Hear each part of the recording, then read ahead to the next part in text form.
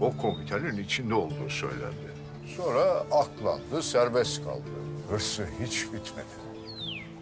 Yusuf pun berkata, dia akan mudah naik tangga dengan melakukan hal itu, yaitu dengan menembak dirinya.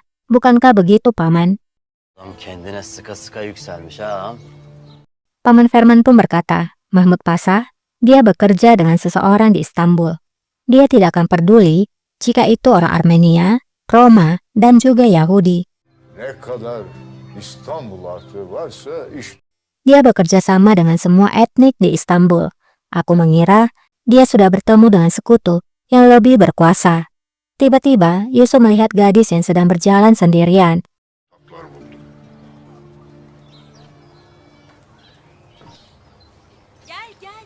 Lan oğlum burada sarma. Melihat Yusuf yang tidak fokus, Omer pun berkata pada Yusuf, Paman sedang berbicara, perhatikan. Semua yang kamu lakukan tidak berguna. Kamu bekerja dengan tanganmu, tapi kamu melihat wanita. Sen kendi işine baksana oğlum, Allah Allah. Ne yaparsan yap. Yusuf pun menjawab, pikirkan saja urusanmu saudaraku.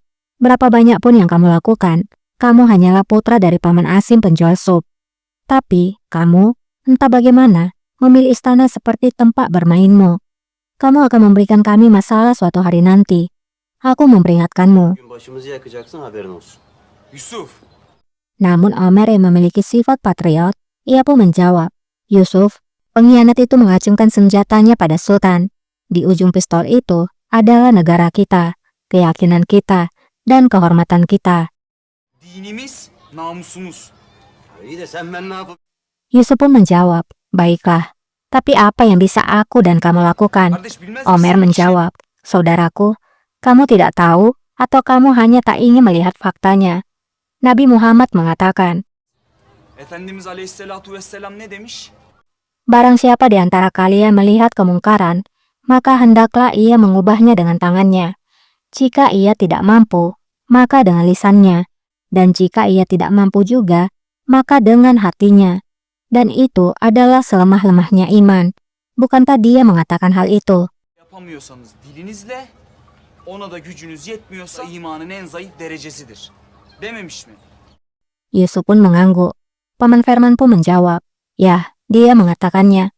Omer pun berkata lagi, kalau begitu, aku tidak merasa nyaman sampai menyelesaikan masalah ini. Yusuf pun berkata, kamu bilang kamu tidak mengingat wajah itu. Omer pun menjawab, aku memang tidak ingat, Hatırla- tapi aku ingat, dia menembak lengannya sendiri. Ayo, kita pergi ke rumah Pasha sekarang. Jika dia menembak dirinya, pasti ada dokter yang datang ke rumahnya. Kendine sıktıysa hekim falan uğruyordur bunun evine. Gidelim de senin... Yusuf pun berkata, kamu pergi hanya untuk mencari alasan masuk ke istana. Kalau paman ingin tahu, ada sesuatu yang dikejar Omer di dalam istana. Omer pun bertanya pada Yusuf, mengejar apa? Yusuf menjawab, aku tidak tahu. Aku hanya melihat bagaimana kamu melihat gadis itu. Ferman ağam. Ömer, Ya, Kembali lagi ke istana Yildiz. Semua pelayan pun dikumpulkan. Seorang kalfa bernama Jalfet kemudian memperkenalkan Seniha Sultan yang telah diangkat untuk mengambil tanggung jawab di istana. Hünkârımızın hemşiresi Seniha Sultan. Kızlar, haremin vaziyeti ortada.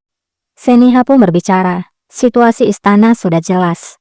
Sayangnya satu wanita pelayan kita telah meninggal. Negara kita sedang diserang dari luar dan dalam.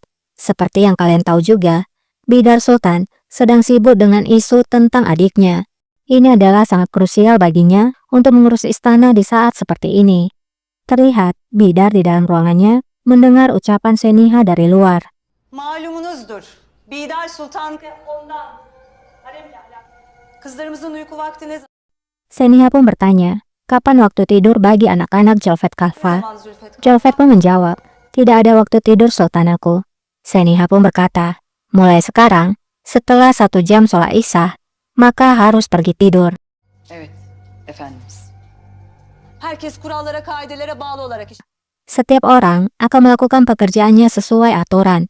Siapa yang tidak punya pekerjaan tidak boleh berkeliaran. Dia bisa pergi ke ruangannya, membaca buku, berdoa, atau belajar musik. Dan jangan ada seorang pun yang duduk dan tidak melakukan pekerjaannya. Apakah kalian mengerti? Hiç kimse Anlaşıldı mı? Setelah mengatakan itu semua, ia pun menyuruh para pelayan untuk kembali melakukan pekerjaan mereka. Hadi herkes içine, hadi.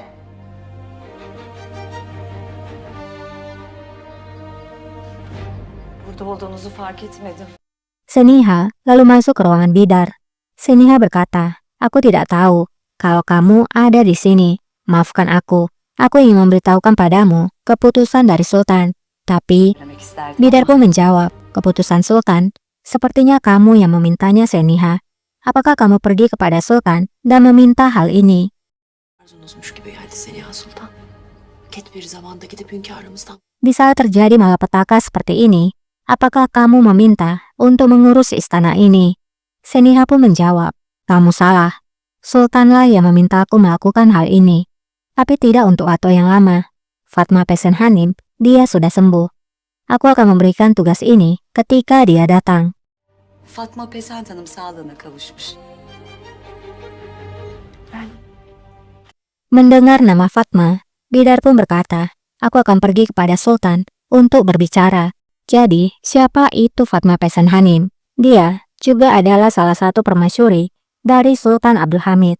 Artinya, saingan dari Bidar Kadin. gidip bir hünkârımızla konuşayım.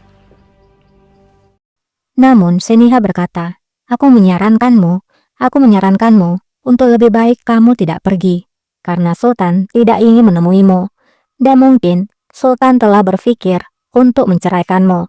Seperti yang kamu tahu, dia menceraikan Safinas karena pelancangan Safinas dan keluarganya. Yaşamayı bile düşünüyor olabilir. Ailesinin had bilmezliklerinden ötürü boşanmıştı.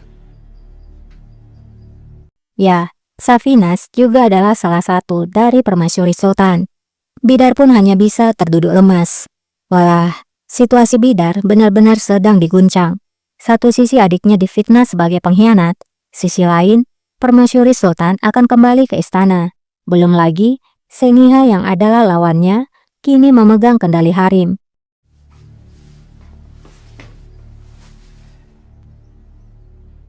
Di lain sisi, pangeran datang menemui Asen. Pangeran berkata, "Aku tidak bermaksud demikian." Asen pun menjawab, "Apa maksudmu?" Demek istediniz? Pangeran pun berkata, "Aku tidak merasa bahagia ketika aku kecil. Aku tumbuh sendirian. Ayahku selalu sibuk dan aku tidak bisa menyalahkannya. Dia memberikan perhatiannya ketika dia sempat saja." Meşguliyetleri vardı ama hakkını yemem.